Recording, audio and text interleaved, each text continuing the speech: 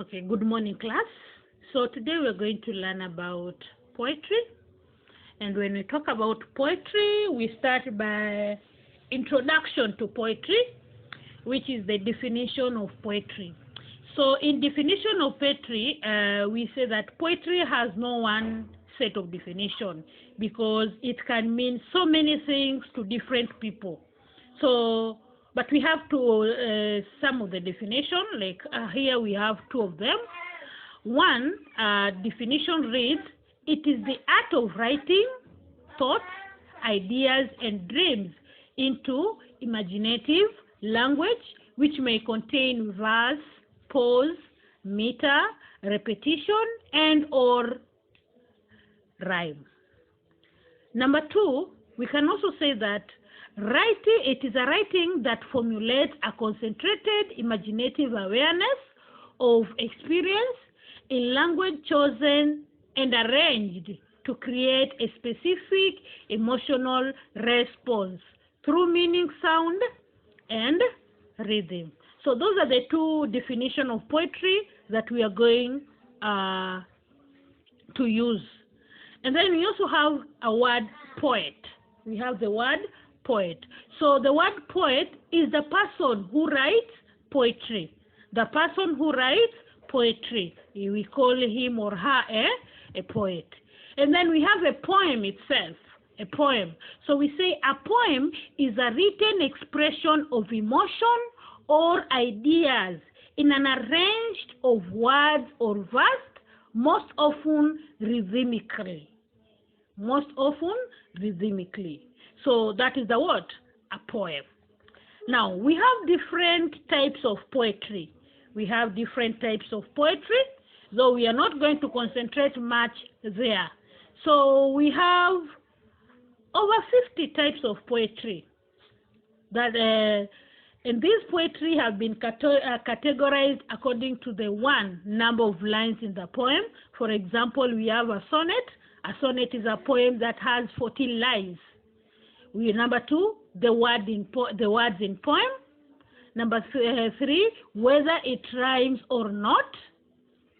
Number four, what it is about. For example, love poetry, death poetry, etc. So we have over 50 types of poetry. And then we have types of poetry. So these are like, we have one, we call it haikus. We have sonnets, name poems, and then we have free verse poem.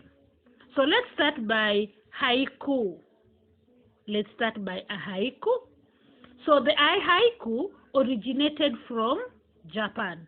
It originated from Japan, and it is the shortest type of poem and often the most difficult to understand. So it is not easy for you to be able to understand this haiku poem, though it is short. Haiku poem consists of 3 lines. It consists of 3 lines. The first and the last line of a haiku have syllables, and the middle line has the first and the last of a haiku have 5 syllables. They have 5 syllables, and the middle line has 7 syllables. Are we together? So the line rarely rhyme. If we can look at the example down there, Easter chocolate haiku. It reads, Easter bunny hides. Easter eggs are out of sight. Kids look everywhere. So that is an example of a haiku poem. It has only 3 lines. The first line has 5 syllables, and the last line also has 5 syllables, but in the middle one, it has 7 syllables. So that is an example of a haiku poem that you can find normally, or we don't use it oftenly. Yeah. Then we have free verse poem. Free verse poem. Sorry for that. A free verse poem is the loosest type of poem. It is the loosest type of poem. It consists of verse many lines as the writer wants. This is a free verse poem, as you can just read from the word free. So it consists of many lines as the writer wants. It can either rhyme or not, and it does not require any fixed metrical pattern. So it is a free verse. You can do anything you want with this type of a poem. You can have many lines as you want. You can also find that it can rhyme or it does not rhyme. Are we together? And then it requires any fixed what? Metrical pattern.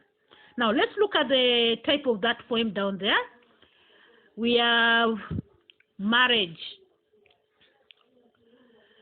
This institution, perhaps one should stay enterprise, out of respect for which one says one need not change one's mind about thing one has believed in.